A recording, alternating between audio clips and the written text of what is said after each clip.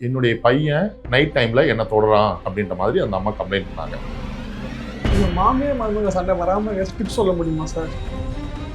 என் husband எப்போ பார்த்தாலும் mobile ஃபோனில் தான் டைம் ஸ்பெண்ட் பண்ணுறாரு, என்கிட்ட பேசவே மாட்டேன்றாரு. இப்போ ஒரு கல்யாணத்துக்கு போகிறாங்க அல்லது ஒரு ஃபங்க்ஷனுக்கு போகிறாங்க அப்படின்னா தோல் மேலே கை போட்டுட்டோ அல்லது கையை பிடிச்சிட்டோ நடக்கணும்னு ஒய்ஃப் வந்து விரும்புவாங்க. ஆனால் நிறைய பேர் அதை செய்ய மாட்டாங்க. ஒய்ஃபும் வேலைக்கு போகிறாங்க, ஹஸ்பண்டும் வேலைக்கு போகிறாரு. அவங்களுக்குள்ள கம்யூனிகேஷனுக்கான டைமிங் வந்து ரொம்பவே கம்மியாக இருக்கும். இப்போ என்ன பண்ணலாம் அப்படின்னு பார்த்தீங்கன்னா, குழந்தைங்க ஒரு பொருள் கேட்டு அடம் பிடிக்கிறாங்க அப்படின்னா அதை உடனே வாங்கி தரக்கூடாது. கேளுங்கள் தரப்படும், தட்டுங்கள் திறக்கப்படும்ன்ற மாதிரி தான் குழந்தைகிட்ட வந்து நாம நீ இந்த டாஸ்கை முடிச்சா நீ கேட்ட விஷயத்த நான் வாங்கி தரேன்னு சொல்லும்போது குழந்தைக்கு அந்த டாஸ்கை முடிக்கணும்ன்ற ஒரு இன்டென்ஷன் வரும். குழந்தைங்களை முக்கியமா கெடுக்கிறதே பேரண்ட்ஸ் அப்படின்னு தான் சொல்லுவோம்.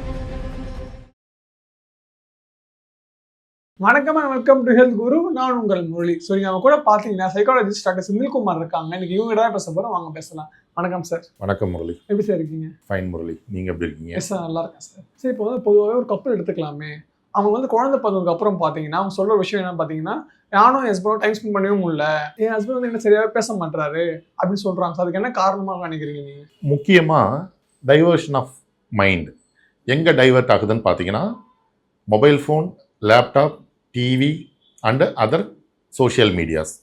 இதனால் என்ன ஆகுது, தன்னுடைய துணை கிட்ட பேச முடியாமல் போகுது. அப்படி பேச முடியாமல் போகும்பொழுது அவங்களுக்குள்ள அந்த ரிலேஷன்ஷிப்பில் வந்து ஒரு கேப் வந்து விழுது. நிறைய கவுன்சிலிங் வர்ற பெண்கள் சொல்லக்கூடிய கம்ப்ளைண்ட் என்ன அப்படின்னா, என் ஹஸ்பண்ட் எப்போ பார்த்தாலும் மொபைல் ஃபோனில் தான் டைம் ஸ்பெண்ட் பண்ணுறாரு, என்கிட்ட பேசவே மாட்டேன்றாரு அப்படின்ட்டு. ஒரு எக்ஸாம்பிள் எடுத்துக்கோங்களேன். இப்போது ஒரு ஹவுஸ் ஒய்ஃப், அவங்க காலையில் எழுந்திரிச்சு அவங்க குழந்தைங்களுக்கு, ஹஸ்பண்ட்க்கு எல்லாமே டிஃபன்லாம் செஞ்சு கொடுத்துட்டு அவங்கள ஆஃபீஸ் அனுப்பிச்சிட்டு ஸ்கூல் அனுப்பிச்சிட்டு அவங்க குளித்து ரெடி ஆகிட்டு அவங்க லஞ்சு ப்ரிப்பேர் பண்ணிவிட்டு அவங்க ஹஸ்பண்ட் வர்றதுக்காகவும் குழந்தைங்க வர்றதுக்காகவும் வெயிட் பண்ணிட்டு இருப்பாங்க. ஒரு நாளைக்கு அவங்க கம்யூனிகேட் பண்ணுற விஷயங்கள் என்னன்னு பார்த்தீங்கன்னா, அவங்க தெரிஞ்சவங்க யார்கிட்டயாவது ஒரு 5 நிமிஷமோ 10 நிமிஷமோ ஃபோனில் பேசியிருக்கலாம், அல்லது அவங்க ஒரு டைம் பாஸ்க்காக டிவியோ மொபைல் ஃபோனோ யூஸ் பண்ணியிருந்திருக்கலாம். பட் அந்த வெர்பல் கம்யூனிகேஷன்றது வந்து அவங்களுக்கு தேவைப்படுது. ஆனால் ஹஸ்பண்ட் இப்போ ஆஃபீஸ்லேருந்து வராரு, இப்போது அவர் ஆஃபீஸ்லேருந்து டயர்டாக வரக்கூடிய வாய்ப்புகளும் வந்து உண்டு. இப்போ அவர் வந்த உடனே ஒய்ஃப் வந்து தங்கிட்ட பேசணும் அப்படின்னு எதிர்பார்க்குறாங்க அப்படின்னா அது ஹஸ்பண்டால் முடியாமல் போகலாம். At the same time wife வந்து ஹஸ்பண்ட் கிட்ட ஏதாவது கேட்குறாங்க, ஹஸ்பண்ட் வந்து இரிட்டேஷன் ஆகலாம். ஸோ என்ன பண்ணணும்னா, இப்போ ஆஃபீஸ்லேருந்து ஹஸ்பண்ட் வராங்க, ஸ்கூல்லேருந்து பிள்ளைங்க வராங்க அப்படின்னா ஃபர்ஸ்ட் அவங்க ரிலாக்ஸ் ஆகிற வரை கொஞ்சம் பொறுமையாக இருந்துட்டு அதுக்கப்புறம் ஒரு ஹாப்பியான கான்வர்சேஷனை ஸ்டார்ட் பண்ணணும். அதை விட்டுட்டு நெகட்டிவான இது இன்னைக்கு அவங்க ஃபோன் பண்ணாங்க, இவங்க ஃபோன் பண்ணாங்க, அந்த பிரச்சனை இந்த பிரச்சனை, வந்த உடனே பிரச்சனையை பற்றி பேசாமல் வந்த உடனே மகிழ்ச்சியான விஷயங்களை சில நேரங்கள் பேசிட்டு அதுக்கப்புறம் நீங்கள் வந்து அன்னைக்கு நடந்த நிகழ்வை வந்து நீங்கள் ஷேர் பண்ணுறீங்க அப்படின்னா அங்கே வந்து கம்யூனிகேஷன் வந்து ரொம்ப ஸ்மூத்தாக போகும். இப்போது ஹஸ்பண்ட் வீட்டுக்கு வராரு, வந்த உடனே வந்து உங்கள் அம்மா அப்படி பண்ணாங்க, இப்படி பண்ணாங்க, உங்கள் அக்கா அப்படி பண்ணாங்க, இவங்க ஃபோன் பண்ணாங்க, அவங்க ஃபோன் பண்ணாங்கன்னு சொல்லி இரிட்டேட் பண்ணுறதை விட அன்னைக்கு நடந்த ஹாப்பியான விஷயங்கள் அது என்னவோ அதை ஷேர் பண்ணிவிட்டு ஒய்ஃப் வந்து திரும்ப இந்த விஷயங்களை ஸ்டார்ட் பண்ணுறாங்க அப்படின்னா அங்கே வந்து ஒரு கான்வர்சேஷன் ஹெல்த்தியாக போகும். குழந்தைங்களும் அதே மாதிரி தான் வராங்க அப்படின்னா அவங்கள வந்து ஸ்நாக்ஸ் கொடுத்துட்டு இன்றைக்கி என்ன பாடம் நடந்துச்சு, ஸ்கூலில் என்னென்ன பாடங்கள் சொல்லி தந்தாங்க அப்படின்னு ரிலாக்ஸாக கேட்டு ஃப்ரெண்ட்ஸ் கூடலாம் பேசினியா விளையாடினியான்னு சொல்லிட்டு, நீ ஸ்கூல் முடிஞ்சால் உனக்கு டைம் இருக்குன்னா நீ விளையாடு அப்படின்னு அவங்களுக்கு சொல்லிவிட்டு அதுக்கப்புறம் நாம் வந்து ஒரு சில விஷயங்கள் கேட்குறோம் அப்படின்னா குழந்தைங்க வந்து ஈஸியாக ஷேர் பண்ணும். வந்த உடனே ஏழரையை வளர்த்தா தான் அங்கே பிரச்சனையே. இப்போது ஒய்ஃபும் வேலைக்கு போகிறாங்க, ஹஸ்பண்டும் வேலைக்கு போகிறாரு. அவங்களுக்குள்ள கம்யூனிகேஷனுக்கான டைமிங் வந்து ரொம்பவே கம்மியாக இருக்கும். இப்போ என்ன பண்ணலாம் அப்படின்னு பார்த்தீங்கன்னா, ஜஸ்ட் ஒரு வாட்ஸ்அப்பில் இன்னைக்கு காலையில் சொல்ல மறந்துட்டேன், நீ கட்டியிருந்த சாரீ ரொம்ப அழகாக இருந்துச்சு, சுடிதார் நல்லா இருந்துச்சு, இன்னைக்கு உன் ஹேர் ஸ்டைல் நல்லா இருந்துச்சு, நம்ம குழந்தைகளை கூப்பிட்டுட்டு நைட் எங்கேயாவது டின்னர் போகலாமா அப்படின்னு நீங்கள் ஒரு சின்ன ஒரு சாட் பண்ணுறீங்க அப்படின்னா வச்சுக்கோங்க, அவங்க வந்து உங்களை நினைக்கக்கூடிய வாய்ப்புகள் வந்து அதிகம். ஸோ ஆஃபீஸில் இருந்தாலும் என் ஹஸ்பண்ட் என்னை பற்றி தான் நினச்சிட்டு இருக்காரு அப்படின்ற தாட் வந்து அவங்க மனசில் வந்து ஜெனரேட் ஆகும். நான் ஆஃபீஸில் இருக்கேன், என்னை டிஸ்டர்ப் பண்ணாத. அதாவது இந்த சாட்டிங்கிறது வந்து 1 or 2 வேர்ட் ஆர் 1 or 2 சாட்டோட நிறுத்திக்கணும். கீப்பான் நீ சாப்பிட்டியா, என்ன சாப்பிட்ட, எங்கே இருக்க, அந்த மாதிரி ஒரு ஸ்ட்ரெச்சியாக இருக்காமல் ஒரு ஷார்ட்டாக இருக்கிறது பெஸ்ட்டு. அப்போது என்ன ஆகும், நீங்கள் ஈவினிங் பேச வேண்டிய விஷயத்த லஞ்ச் டைம்லையோ அல்லது காலையிலையோ நீங்கள் பேசி முடிச்சிடுறீங்க.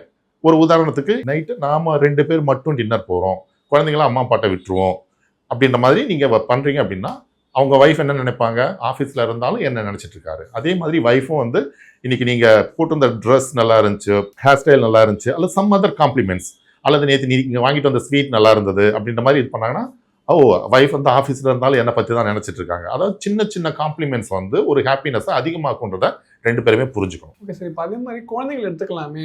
இப்போலாம் பார்த்தீங்கன்னா குழந்தைங்க ரொம்ப அடம் பிடிக்கிறாங்க சார். எனக்கு அது வேணும், இது வேணும்னு. அது மாதிரி அடம் பிடிக்கும் போது அப்பா அம்மா அவங்களை எப்படி சார் ஹேண்டில் பண்ணலாம்? முக்கியமா குழந்தைங்க ஒரு பொருள் கேட்டு அடம் பிடிக்கிறாங்க அப்படின்னா அதை உடனே வாங்கி தரக்கூடாது. அவங்களுக்கு அது தேவையா தேவையில்லையான்றதை நாம புரிஞ்சுக்கணும். அத்தியாவசிய பொருள் அப்படின்னா நீங்க உடனே வாங்கி கொடுக்கலாம். இப்போ எஜுகேஷன் சம்பந்தமான விஷயங்கள் அவங்க வந்து கேட்குறாங்க அப்படின்னா அதை வந்து நீங்க இமீடியட்டா வாங்கி கொடுக்கறதுல எந்த ஒரு தப்புமே இல்லை. ஒரு லக்ஸூரியஸான திங்ஸ் வந்து கேட்குறாங்க அப்படின்னா அதை வாங்கி கொடுக்காம ஒத்தி போடுறது நல்லது. இப்போ அந்த நேரத்தில் நீங்க உடனே வாங்கி கொடுக்குறீங்க அப்படின்னா குழந்தை இன்னும் அடுத்தடுத்த பொருள் கேட்க ஆரம்பிக்கும். அதனால டைம் வரும்பொழுது வாங்கி தரேன் அப்படின்ட்டு அந்த குழந்தைய அப்போதைக்கு சமாதானப்படுத்தி நீங்க வைக்கிறதா உங்களுக்கு பெஸ்ட். இப்போ அதே மாதிரி பேரண்ட்ஸ்லாம் வந்து பார்த்தீங்கன்னா குழந்தைங்க வந்து ரிவார்டு பண்ணவும் தராங்க சார். அதாவது நீ அதை பண்ணினா உனக்கு இதை வாங்கி தரேன், இதை பண்ணினா இதை வாங்கி தரேன் அப்படின்னு பண்றாங்க இல்லையா? அது மாதிரி பண்றது சரியா? பேரம் பேசுங்க அப்படின்னு தான் நானும் சொல்றேன். You need to bargain with your kid, you need to bargain with your childrens. காரணம் என்ன அப்படின்னா ஒரு விஷயம் செஞ்சு முடிச்சாதான் நமக்கு ஒரு பெனிஃபிட் கிடைக்கும் அப்படின்ற ஒரு தாட்டை வந்து குழந்தைங்க மனசுல விதைக்கணும். கடமையை செய் பலனை எதிர்பார்க்காதேன்றது வந்து அது வேற. ஆனா இங்க வந்து நாம பார்கெயின் பண்ணித்தான் ஆகும். கேளுங்கள் தரப்படும், தட்டுங்கள் திறக்கப்படும்ன்ற மாதிரி தான் குழந்தைகிட்ட வந்து நாம நீ இந்த டாஸ்கை முடிச்சா நீ கேட்ட விஷயத்த நான் வாங்கி தரேன்னு சொல்லும்போது குழந்தைக்கு அந்த டாஸ்கை முடிக்கணுன்ற ஒரு இன்டென்ஷன் வரும். ஆனா குழந்தை என்ன பண்ணும், நீங்க வாங்கி கொடுங்க நான் முடிக்கிறேன் அப்படின்னு சொல்லும். அந்த இடத்துல தான் நீங்க பார்கெயின் பண்ணணும்னு நான் சொல்றேன். நீ முடிச்சாதான் நான் வாங்கி தருவேன்றதுல நாம ஸ்ட்ராங்கா நிக்கணும். அதே மாதிரி குழந்தை அந்த டாஸ்கை முடிக்குது அப்படின்னா குழந்தைய கிரீட் பண்ணிட்டு அதுக்கப்புறம் நம்ம அவங்களுக்கு அந்த ரிவார்ட் தரோம் அப்படின்னா அவங்களுக்கு அது மெமோரபிளா இருக்கும். அது மாதிரி குழந்தைங்க பண்ண தப்பெல்லாம் செல்லமுத்து வளர்க்குறது கரெக்டா? குழந்தைங்களை முக்கியமா கெடுக்கிறதே பேரண்ட்ஸ் அப்படின்னு தான் சொல்லுவேன். ஒரு உதாரணத்துக்கு கிளினிக்கு குழந்தைய கூட்டிட்டு வருவாங்க. அந்த குழந்தை சேர் மேல ஏறி உட்கார ட்ரை பண்ணும். ஆனா உடனே என்ன பண்ணுவாங்க, குழந்தைய பொசுக்குன்னு தூக்கி சேர்ல உட்கார வச்சிருவாங்க. அப்போ நாம ட்ரை பண்ணாமலே நம்மளை உட்கார வச்சுட்டாங்க அப்படின்ற தாட் வந்து குழந்தைங்க மனசுல வந்துடும். நெக்ஸ்ட் டைம் வரும்போது என்ன ஆகும், சேர்ல ஏறாம அவங்க அப்பாவையோ அவங்க அம்மாவையோ பார்த்துட்டு இருக்கும். அவங்க தூக்கி உட்கார வைக்கணும்னு எதிர்பார்க்கும். ஸோ ஒரு குழந்தை சேர் மேல ஏறி உட்கார பார்க்குதுன்னா அது சேஃபா ஏறுதா, அழகா உட்காருதா அப்படின்றத நம்ம மானிட்டர் பண்ணணும். ஏன் அப்படின்னா ஒரு சில குழந்தைங்க தவறி விழும். அது தவறி விழாம நம்ம மானிட்டர் பண்ணணும். தவறி விழுந்தா என்ன ஆகிறது, அடிபட்டுருமே நீங்க கேள்வி கேட்கலாம். விழுந்தா தான் எந்திரிக்க முடியும். ஒரு தப்பை செஞ்சாதான் அது தப்புன்றது நமக்கு தெரியுன்றதை நம்ம சரியா புரிஞ்சுக்கணும். எப்படி கரெக்டா பண்ணணுன்றது தான் நம்ம சொல்லி தரணுமே தவிர நீ அதை செய்யவே செய்யாதன்னு அவாய்ட் பண்றது நல்லது கிடையாது. சரிங்களா? ஒரு குழந்தை வராங்க, அந்த குழந்தைகிட்ட நம்ம பேர் கேட்குறோம். அவங்க பேரண்ட்ஸ் டக்குன்னு அவங்க உன் பேர் இதுன்னு சொல்லு அப்படின்னு சொல்லுவாங்க. அந்த குழந்தை தானா சொல்ல முயற்சி பண்ணும். தன்னுடைய பேர் எழில் அப்படின்னு சொல்ல முயற்சி பண்ணும். ஆனா பேரண்ட்ஸ் வந்து என்ன பண்ணுவாங்க, உன் பேர் எழில்னு சொல்லு, உன் பேர் எழில்னு சொல்லு. இந்த மாதிரி இன்சிஸ்ட் பண்ணும்பொழுது எல்லா விஷயத்துக்கும் குழந்தை பேரண்ட்ஸுடைய சப்போர்ட்டை எதிர்பார்க்க ஆரம்பிச்சிடும். ஸோ குழந்தை எஃபர்ட் போடட்டுன்றதுக்காக நீங்க வெயிட் பண்றது உங்களுக்கு நல்லது. இப்போ கப்பல்ஸ்குள்ளே பார்த்தீங்கன்னா அதிகமாக கம்பேரிசன் இருக்கு சார். அந்த கப்பல் வந்து ரொம்ப ரொமான்டிக்காக இருக்காங்க, ரொம்ப லவ்வபுளாக இருக்காங்க, நீ ஏன் அப்படி இருக்க மாட்டே அப்படின்னு கேட்குறாங்களா சார்? இதுக்கு நீங்க சார் சொல்ல வரீங்க? எந்த ஒரு விஷயத்திலையும் கம்பேரிசன் பண்ணக்கூடாதுன்றது தான் என்னுடைய ஒப்பீனியன். காரணம் என்ன அப்படின்னா வெளியே ரொம்ப அந்யோன்யமா காமிச்சுக்கிற தம்பதிகள் வீட்டுக்குள்ள பிச்சிட்டு இருக்கலாம், அது நமக்கு தெரியாது. ஆனா வெளியே பார்த்தீங்கன்னா லவ்வபிள் கப்பலா இருப்பாங்க. நடந்த ஒரு விஷயம் சொல்றேன். ஒரு மாமனார் மாமியார் மருமக ஃபேமிலி கிளினிக் வருவாங்க ட்ரீட்மெண்ட்காக. எல்லாம் ஒன்றா தான் வருவாங்க. அவ்வளோ க்ளோஸாக பேசுவாங்க, அவ்வளோ ஜாலியாக அரட்டடிப்பாங்க. அந்த பொண்ணு சொல்லும், எங்கள் மாமியார் மாதிரி ஒரு பெஸ்ட் மாமியார் உலகத்திலே கிடையாது அப்படின்ட்டு. அந்த மாமியார் சொல்லுவாங்க, இவ என் மருமகளே கிடையாது, என்னுடைய சொந்த மக அப்படின்ட்டு. 4 பேரும் ஒரே டைமில் தான் உள்ளே என்ட்ரு ஆவாங்க, ஒரே டைமில் தான் வெளியே போவாங்க. ஒரு நாள் பார்க்கிங் ஏரியாவில் ஒரு சின்ன பிரச்சனைன்றதுக்காக அந்த மருமக வந்து சீக்கிரம் மேலே வந்துட்டாங்க, மற்ற 3 பேரும் ஸ்லோவாக வந்தாங்க. அந்த மருமக கதவை திறந்து எங்கள் மாமியார் என் ஹஸ்பண்ட் வந்துட்டு இருக்காங்க அப்படின்ட்டு மாமியாரை பற்றி கழுவி ஊற்றிச்சு. அவ்வளோ கிழின்னு கிழிச்சிச்சு. கிடைச்ச ஒரு நிமிஷத்தில் நான் அதை ஜஸ்ட் லிசன் பண்ணிட்டேன். ஏன்னா இதெல்லாம் தெரிஞ்ச விஷயம் தானே அப்படின்ட்டு. அதே மாதிரி இன்னொரு சந்தர்ப்பம் அந்த மாமியாருக்கு கிடைச்சது. அவங்க மருமகளை பற்றி அவ்வளோ விஷயங்கள் அவ்வளோ நெகட்டிவாக சொல்கிறாங்க. ஸோ இப்போ வெளியே ரொம்ப அந்யோன்யமாக காமிச்சிக்கிற அவங்க டைம் கிடைக்கும் பொழுது இவ்வளவு விஷயங்கள் கெட்ட விஷயங்களை சொல்கிறாங்க. அதே மாதிரி ஒரு கப்புள் வந்து ஹாப்பியாக வெளியே காமிச்சிக்கிறாங்கன்றதுக்காக அவங்க வீட்டுக்குள்ளேயும் ஹாப்பியாக தான் இருக்கணுன்ற அவசியம் இல்லை. உங்கள் ஹஸ்பண்ட் எப்படி இருக்காரு, உங்கள் ஹஸ்பண்ட் வெளியே அந்யோன்யமாக நடக்கலை அப்படின்னா கூட வீட்டில் உங்கள் கூட எப்படி பழகிறாரு, எப்படி பேசுகிறாரு, உங்கள் 2 பேருக்கும் பெட் டைம் எப்படி போகுது, நல்ல குட் டைம்லாம் நல்லா இருக்கா, அதை தான் நீங்கள் மைண்ட் பண்ணுமே தவிர அவங்க எப்படி இருக்காங்க இவங்க எப்படி இருக்காங்கன்னு நீங்கள் கம்பாரிசன் பண்ணாதீங்க. நீங்கள் உங்கள் ஹஸ்பண்ட் கூட ஜாலியாக இருங்க.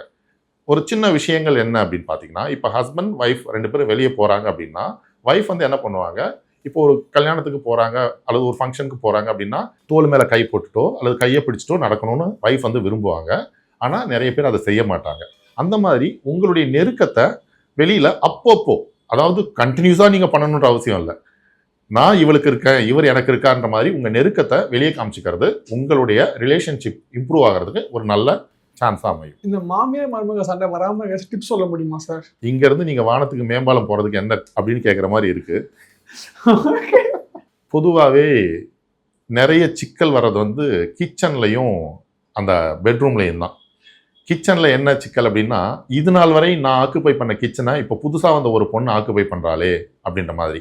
இப்போ அவங்க புதுசாக ஏதாவது சமைக்க போகிறாங்க அப்படின்னா அவங்கள என்கரேஜ் பண்ணணும். இப்போ மருமக கிச்சனுக்குள்ளே போகிறாங்க அப்படின்னா அவங்க ஆப்ஷனுக்கு நம்ம விட்டுறணும்.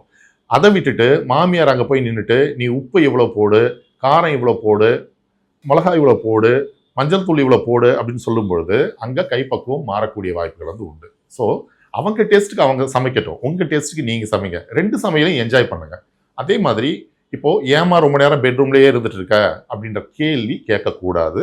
இப்போ ஹஸ்பண்ட் ஒய்ஃப், அதாவது மகனும் மருமகளும் பெட்ரூமில் இருக்காங்க அப்படின்னா முடிஞ்ச அளவுக்கு அவங்கள தொந்தரவு பண்ணாமல் இருக்கிறது உங்களுடைய ரிலேஷன்ஷிப் நல்லா ஸ்ட்ராங்காக இருக்கிறதுக்கான ஒரு பேஸ்மெண்ட். இப்போ சோஷியல் மீடியாவை வந்து சரியாக யூஸ் பண்ணாமல் தவறாக யூஸ் பண்ணுறதுனால என்ன மாதிரியான பிரச்சனைகள் வருது சார்? இப்போ சமீபத்தில் வந்து ஒரு கேஸ், சின்ன வயசுலேயே அந்த பொண்ணுக்கு கல்யாணம் ஆயிடுது. கல்யாணமான அடுத்த வருஷம் குழந்தை பிறந்துருது. அந்த பையன் இப்போ காலேஜ் போகிறதுக்கு ரெடியாக இருக்கான். அந்த அம்மா வந்தது எதுக்காக அப்படின்னா, என்னுடைய பையன் நைட் டைமில் என்னை தொடரான் அப்படின்ற மாதிரி அந்த அம்மா கம்ப்ளைண்ட் பண்ணாங்க. இது 1 முறை 2 முறை நடக்கல, பல முறை நடந்திருக்கு. நான் ஒவ்வொரு முறையும் அவனை கண்டிக்கிறேன், அடிக்கிறேன். ஆனாலும் அவன் என்ன நைட்டில் படுக்கும் பொழுது எனக்கு தெரியாமல் தொடர மாதிரி அவன் பண்ணுறான் அப்படின்னு சொன்னாங்க. ஒரு கம்ப்ளீட் அவங்க கேஸ் நம்ம அனாலிசிஸ் பண்ணதுக்கப்புறம் தெரிஞ்சது, அவங்களுக்கு வந்து வயசு கிட்டத்தட்ட 36, 37 தான் ஆகுது. அவங்க சின்ன வயசுலேயே கல்யாணம் பண்ணிட்டாங்க. பையன் வளர்ந்து இப்போ காலேஜ் போகிறதுக்கு ரெடியாக இருக்கான். அவங்க சின்ன வயசுலேயே கல்யாணம் பண்ணவங்க.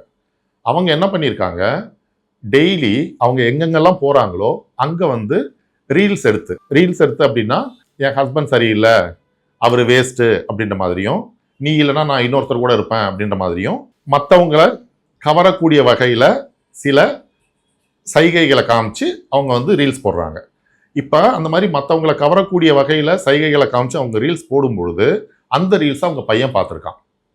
பையன் பார்க்கும் பொழுது அம்மாவுடைய தாட் எப்படி இருக்குது அப்படின்னு அவன் திங்க் பண்ணுறான். அப்படின்னா அப்பா வேஸ்ட்டு, மற்ற யாராக இருந்தாலும் அம்மாவுக்கு வந்து ஓகே, அம்மாவுக்கு வந்து நிறைய கான்டாக்ட் வந்து தேவைப்படுது போல, எல்லாருமே வேஸ்ட்டுன்னு நினைக்கிறாங்க, ஒருத்தர் பத்தாது போல நினைக்கிறாங்க அப்படின்ற மாதிரியான ஒரு எண்ணம் அந்த பையன் மனசில் ஜெனரேட் ஆகுது. அதனால் அவன் அவங்க அம்மாவை டச் பண்ணியிருந்திருக்கான். நான் என்ன சொன்னேன், அந்த ரீல்ஸ் எல்லாமே டெலீட் பண்ணிவிடுங்க, இனிமேல் அந்த மாதிரி ரீல்ஸ் போடாதீங்க அப்படின்னு சொன்னேன். கிட்டத்தட்ட ஒரு 3-4 மாதம் அவங்க அந்த ரீல்ஸ் போடலை. ஏற்கனவே போட்ட ரீல்ஸ் எல்லாமே அவங்க டெலீட் பண்ணாங்க. இப்போ அந்த பையன் வந்து நார்மலாக இருக்கான். ஸோ ஒரு ரிலேஷன்ஷிப்புள்ளே வந்து ஒரு அன்யூஷுவல் ஆக்டிவிட்டீஸை ஸ்டிமுலேட் பண்ணுற மாதிரியான விஷயங்களை நம்ம சோஷியல் மீடியாவில் பண்ணாமல் இருக்கோம் அப்படின்னா அது வந்து நம்முடைய ரிலேஷன்ஷிப்புக்கும் சரி, நம்முடைய ஹாப்பினஸ்க்கும் சரி, எல்லா விதத்துலையும் நல்லதாக அமையும். ஓகே, ஸோ நம்ம பற்றி இன்ஃபர்மேஷன் பகிர்ந்துக்கிட்டீங்க. உங்கள் நேரத்தை எங்களுக்காக ஒதுக்குனதுக்கு மிக்க நன்றி சார். நன்றி முரளி.